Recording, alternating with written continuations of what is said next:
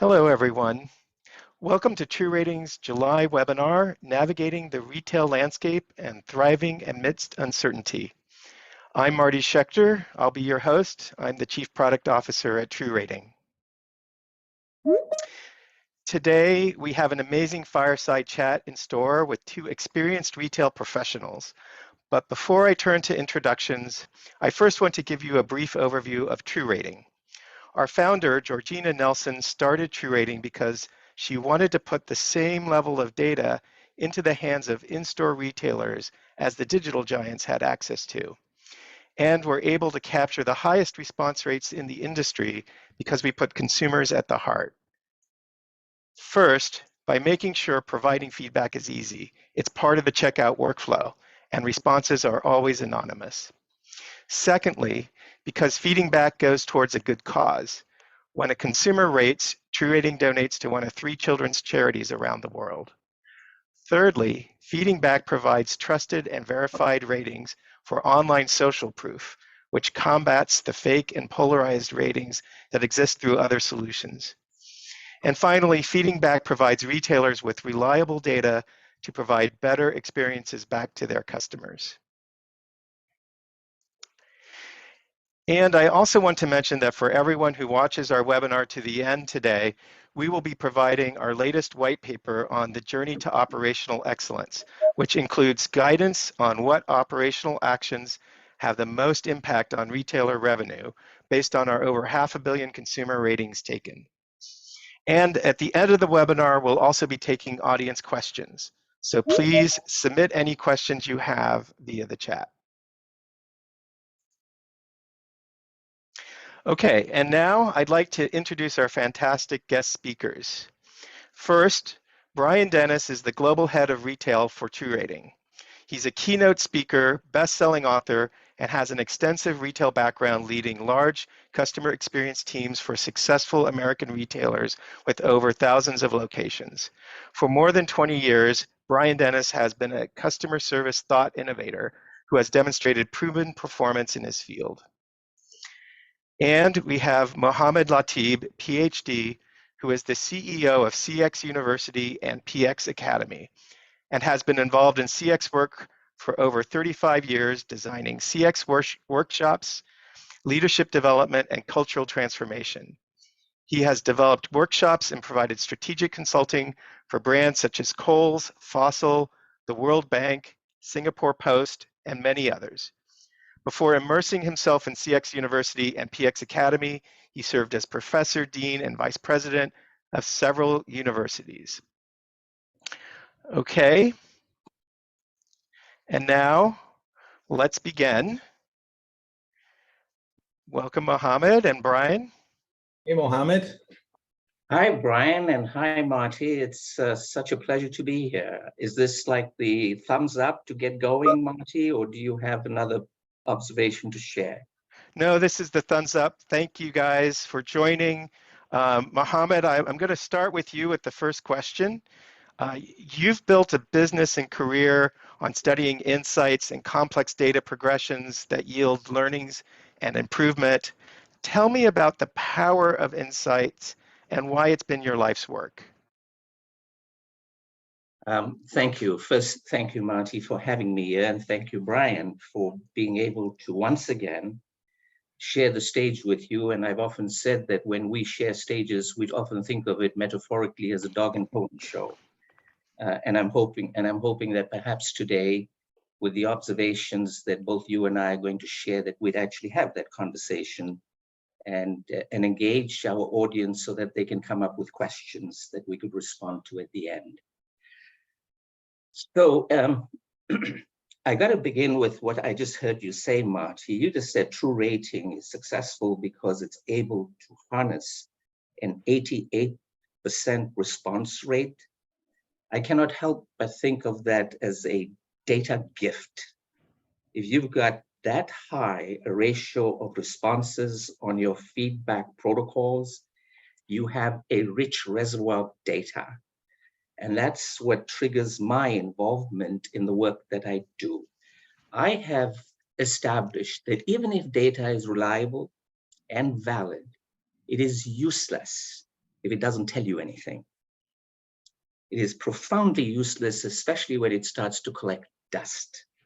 For me, there is intelligence resident in the data, and that's what brings me to the notion of extracting this intelligence out of the data so that we can have insights that influence what we do. Sadly, most organizations don't even share data internally. What to talk of the power of the insights that they could share internally.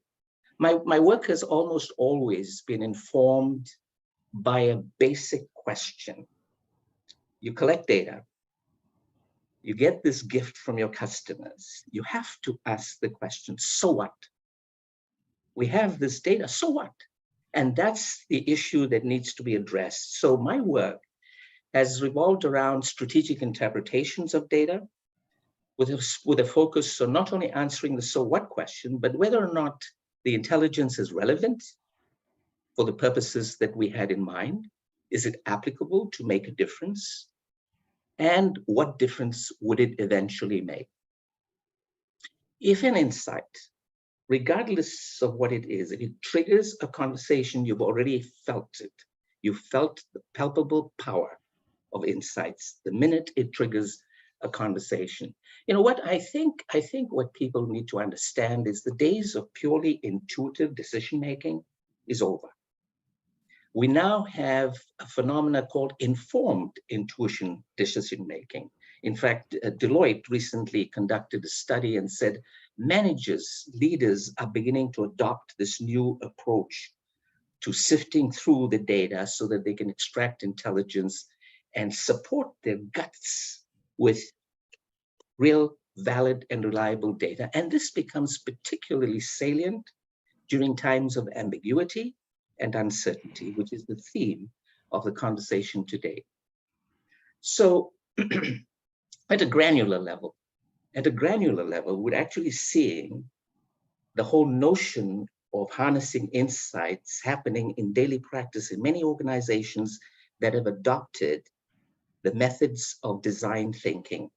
Let's just think about that for a moment. This is a granular level example of how we generate insights to solve problems through a combination of the creative process and the input of data that we find from our customers and from our internal data repositories.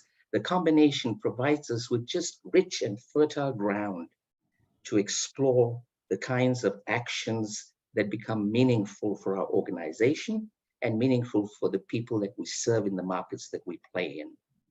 Data by itself, we recognize is not enough, right? Recognize it's not enough. So why is it that people don't share data? And I'll tell you why. It's because most people don't understand data. And so I would submit to you that there's a need in the retail and non-retail world for organizations to begin to give credence to the enormous value of the data that they have in their databases. And Brian, I know that you and I have been in the retail space several times together, and you know that in the retail space, this is so profoundly important. Retailers should move beyond just numbers and scores. In fact, I advocate, and this is a more recent thought on my part, I advocate that you don't give the masses of the people in your organization data. I submit that you should give the masses of the people in your organization the intelligence that the data presents, the insights, if you would, that the data presents. And let that become what our employees should view all the time. And it also informs them on how to communicate with customers. So just think about it. There's an empowering process. That's how powerful insights are. There's an empowering process that allows employees to be able to connect more closely with customers. And we know that the power of insights is best exemplified in behavior change. I mean, why else would we want to collect data other than to influence behaviors, right? In our work that we do as customer experience professionals, we talk about all the KPIs that we wish to influence, and that's the purpose. But for me, you know what's even more important, Marty and Brian, and I would welcome your take on it, and that is, how do we take the insights and create emotional connections? Customers who are emotionally connected, we know, become loyal members of our community. They're highly likely to become followers, and they're highly likely to spread the word. And the economic calculus of that seems patently obvious, I'm sure, to you and to those that are attending our session today. Significantly, brands will enhance their reputation and trustworthiness if they share these insights with customers.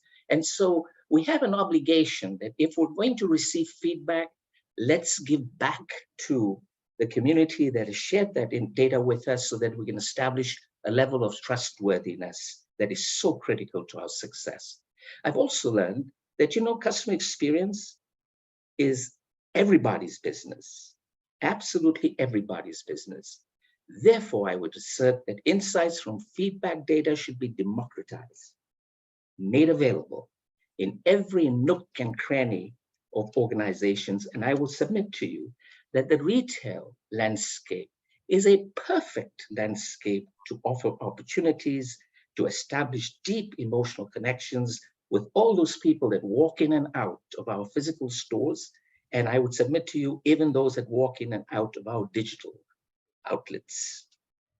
I'll pause for a second, get a reaction, and we'll continue. I know there are many other questions that you have, but think of those people in the retail store, those customer-facing associates. They are intelligence assets. They are brand ambassadors. And what we need to do is give them the power, and that comes from the data we collect.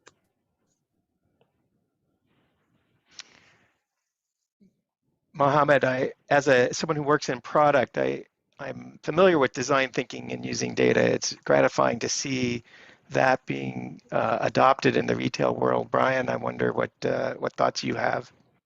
Yeah, I think, first of all, Mohamed, great to see you again. I think we were last together at the Customer Experience World Conference in South Africa, so it's nice to be with you again via this. So, and I think Marty called us both old in our introduction.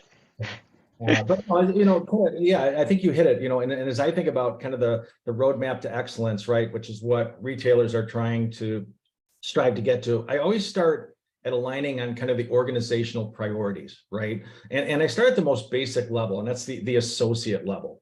And it's the understanding of the kind of the business goals. Do the associates understand, right? And are they charged with helping deliver these organizational priorities of the business? And you mentioned data and measuring the experience, because it's really difficult to understand how you're performing without gaining and better yet utilizing, these available resources that you have. And think about the associate, right? Many times they're given 10, 15 things to accomplish during the day. Which one's most important, right? Where do I start? If I have to clean a fitting room and there's a customer I need to greet, which one is the priority, And a great organizational roadmap with an operational insights program like you just spoke to helps guide you on the attributes that are most important to the customer, not necessarily important to you, not important to me, but the customer, right? And that develops the priorities for the associate to be able to execute on those insights. And aligning on organizational priorities, it's not just an associate challenge, it's the entire business, right? I'll give you a good example, and I shared this, I think it's a good example, and I shared this with my students last night. I was grabbing a coffee last Tuesday, and next to this coffee location is a sub location. They serve sub sandwiches, tens of thousands of locations. And by the way, they just spent $40 million putting in new slicers into this sub location. And then they spent another 20 million to brand it, right? It's kind of this declining comp store sales, and they're going to reinvent themselves. And I noticed at 10:45 in the morning, there seemed to be a lot of people walking into this sub sandwich shop, and they seemed more excited than they should be going to get a sandwich. And I couldn't help notice, as soon as they walked in, they almost immediately walked out, and they were less excited than when they walked in, that's for sure. And I would even argue some of them were kind of pissed. So I was wondering what was going on in it. So I walked over, and there was a big sign that greeted right in the entranceway, and it said, "We don't honor corporate promotions or discounts." And it turns out there was a big promotion to try out their new slicers and to try out this fresh meat and their new approach and rebranding that they did. And they were giving away free sandwiches from 8 o'clock or from 10 o'clock to noon. And this particular location didn't honor that promotion. So you had all of these customers come in, excited, want to try a new sandwich. Could be new customers, could have been existing customers. You won't know, right? Because they weren't able to get the insights. And this particular operator thought the function of his business was making money, right, for those 2 hours. And that's not what the function was. The function of his business was about the acquisition and maintenance of customers, right? And he confused the function of the business with the goal of the business in making money. And I mention that because it's just so important that everybody is aligned on the organizational priorities, right? I just said they spent $60 million total on this effort, only to disappoint customers when they walked in the store. Yeah, I love that story, Brian. Mohamed, I mean, as we think about that, what do you think are some of the must issues that retailers have to be addressing in these uncertain times? Well, to some extent, Brian's already offered us some insights with just the example, right? But let's think about uncertain times. Let's be dramatic for a moment, because all of us will remember the uncertainty of the pandemic history that we now have survived. You know, in uncertain times, the first thing you're going to suffer from is information deficit. Prior to the pandemic, and I'm using the pandemic as the example of uncertainty, it's quite dramatic, but I think it makes the point. Prior to the pandemic, we had information, and that data that we had, the information we had, could not predict what happens as a result of this incredibly inflective event in our history. In those uncertain times, we discovered, as many retailers did, and it was forced upon them. It wasn't sort of a natural insight. It was forced upon them by customers and circumstance. The end-to-end customer journey changed in the retail world dramatically. New touch points surfaced that we never thought about. Consider that. We witnessed, for instance, a shift away from, think about retail, right? What do we think about in retail? We think about touch point, merchandise display, availability of associates for support and help, checkout experiences, cleanliness, availability of parking. And I don't need to give you an exhaustive list of touch points. Now consider what happened when the pandemic came upon us. Those touch points became less and less relevant. What became relevant was my health, social distance, safety. And what did we do? And which is what's wonderful about the creative genius of the people that run the retail world and other businesses as well. We got into contactless payments. Did it ever exist before this uncertain time with the kind of velocity that we experienced? Can you imagine sanitizing measures in the retail space? I will give you an example of a small mom-pop hardware store in my neighborhood. Let me tell you, when we were in the midst of the pandemic, you know what they did to make sure that customers felt safe and healthy walking through their retail space? They put a sink outside for folks to wash their hands.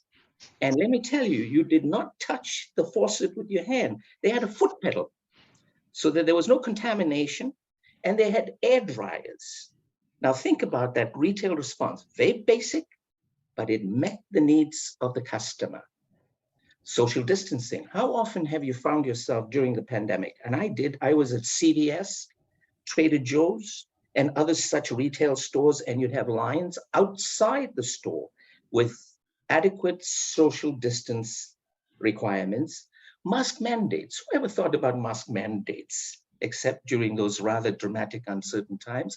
And then, of course, because the uncertain times in many ways curtailed our ability to interact with the kind of intimacy that we enjoy in a traditional brick and mortar retail environment, we accelerated our adoption of digital channels. Business resilience is a must in the face of uncertainty. And this resilience comes from creating the capacity to identify new channels of communication and new data collection paths as well. We saw this in 2008, 2009, if you can remember, when we had dramatic economic uncertainty. What did companies do? They used proxy measures for data collection, email interactions, customer care call logs, website sessions, social media data to make up for the deficits in understanding customer behavior at that time. I would submit to you, retailers who are able to harness data quickly in the face of uncertainty and smartly to reduce information deficits are the ones that are going to survive in the long run. Well, I would add to that, Mohammed, listen, I spend a lot of my time in store talking with leadership and associates. And I think the other thing that spun out is the consumer wants it to be easy, right? That's one of the things that came out of this is how do you make this frictionless and continue as an operator to remove steps and barriers to the customer experience. I've got a friend that likes to say sometimes the best service is no service at all, right? I was driving home this weekend and my wife said, hey, could you pick up some orange juice on the way home? And, just to my right was an Aldi. I went in, I knew where the orange juice was. I grabbed it. They had self-checkout. I was able to quickly check out. So for me, that was a really great, easy experience, right? For that moment, because that's what I wanted. Other times, some consumers are overwhelmed with choice, right? And they need to rely on the store teams for product recommendations, and the product knowledge and those kinds of things. So making it easy is super, super important. And here's the fun part, making it easy can drive significant revenue as well, right? We have a retailer that when they get the customer to be able to experience the product, try the product, it's about a 24% increase in average transaction value for that retailer. That's powerful, right? We've seen our grocer and convenience customers and product availability, and you can see those scores by time of day just slowly creep down, sometimes by as much as 4%. And then you look at that 5 to 6 hour. So you got to kind of figure those things out as an operator to make things easy. I've got this great quote on my wall that I like. It says, a wise man doesn't give the right answers, he poses the right questions, right? So make sure you have a partner that's helping you develop those right questions to understand how you can make it even easier for the customer. So if I may, pardon me, Marty, I'd like Sure. to just piggyback off of Brian's comments around easy, because I think that's a very significant variable. I mean, it's just profoundly common sense, isn't it? If you make the life of the customer easy, I mean, look at him. He's sharing a memory, right? And that's the whole intent of this journey to engage customers. How do we, to use Brian's terminology, make their lives easy and frictionless? And if we do that, we actually create memories. And in uncertain times, we have opportunities to do so more than in certain times, because people are very receptive. Of course, I think easy is a universal standard that should be applied no matter where we are in terms of our CX practice. Well, maybe this is a question for both of you. I know we're getting close to wrapping up, but with so much disruption, the pandemic, and then inflation and supply chain issues, what lies ahead now for retailers? And is there something they should have on their radar or a magic bullet they should be thinking about? Mohamed or Brian? Yeah, I'll jump in. I don't think there's a magic bullet per se, but I do challenge retailers to really dial in on those things that they can control. Right? We don't know what this economy will look like tomorrow, the next month, even the next year. Right? That's unknown. But there are those controllables that we do have the ability to influence, and that's where our primary focus should be. Right? It's like the old saying: one person's problem is another person's opportunity, right? So sure, there are macro issues out there, but retailers got to control what they can control. I'll give you another example. My wife owns a cooking school, right? And her business is steadily risen where she has to add more classes. So the old days, if you will, being a year and a half ago, she would look for somebody that could work 20 to 30 hours a week. Well, that doesn't exist, right? There's restaurants closing all around us that can't find some. So what can she control is how she was thinking. And she was venting one night. She goes, if I could just find somebody just to work 1 day a week. And I said, well, do that. And she did. She went out and found this amazing population of foodies and moms that just worked full time, that wanted to work 1 day a week for some extra vacation, or dads that wanted to work 1 day a week just to get out of the house. Whatever the reason was, she found this incredible population of people that wanted to work just 1 day a week. And then what came out of that, right, what you can control is all of a sudden they wanted to work the same day. So now she had a team on Tuesday nights that worked together, and they better understood each other's strengths. And while already a good service score, it was even better, right? So whatever you can control and the things that you have the ability to impact, go ahead and do that, right? And then she further looked at, how do I keep these folks that I just hired, right? So now she does a family dinner after the class where they sit around, what went right, what went wrong, right? Every associate gets paid the same night, including their tips, many times before they even pull into their driveway, right? So I guess I would just share with you the challenge is to put forth those efforts with those things that you can control and influence, because they'll make a difference. Thanks, Brian. Thanks, Mohamed. I think given where we are with the time, it's probably a good idea that we start to wrap up and take some audience questions. So let's just summarize what I think we've heard from you guys. So democratizing insights is a must in retail. That's one of the themes that I heard. Measuring what matters is critical, and sharing that information. Affirm the personalization of customer engagement. Put the effort towards those things that you can control and influence. You were both talking about that. Align the entire business on organizational priorities. I think I went ahead too fast. Align the entire business on organizational priorities and develop the right questions that lead to actions that drive sales. So thank you guys. A really, really engaging discussion. Why don't we take some questions from the audience? Let's see if I can see a question here for Mohamed. Mohamed, you didn't talk about, or I didn't hear you mention AI, one of the big topics we always hear about that, how that's being incorporated into the retail landscape. Can you maybe speak to that and offer an example or two? Yes, thanks, Marty, and thanks for that question. And I'd like to respond to that question at two levels. At the first level, we want to talk about the impact of AI on the infrastructure of businesses.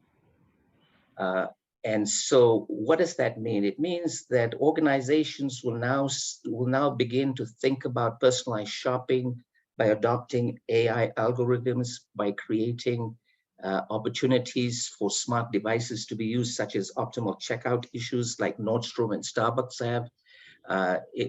AI would also help us develop optimal inventory management, like Home Depot does on a daily practice. If you walked into a Home Depot store and you spoke to a sales associate, and you'll see that they have their smart devices and they can make immediate inventory changes as a result of a particular shopping. Natural language processing technology has allowed us to be able to navigate through social media channels and declutter the noise and create intelligence. It also allows us to engage in fraud detection and a whole host of other infrastructure types of elements. Let me offer you, and you know, Amazon, Walmart, Starbucks, they all come to mind in terms of adopting AI. Level 2, if I may, for just a moment. Level 2 to me is the more important piece, and that is the humanistic option. AI is underway. Its velocity cannot be stopped. It is going to be embraced, and we're going to have to adapt and come to terms with it. But for me, here's what we need to do in organizations: is we need to reconfigure our cultures. We need to build safety scaffolds so that people are not fearful. We need to embrace and accept failure as a reality of advancing our agenda.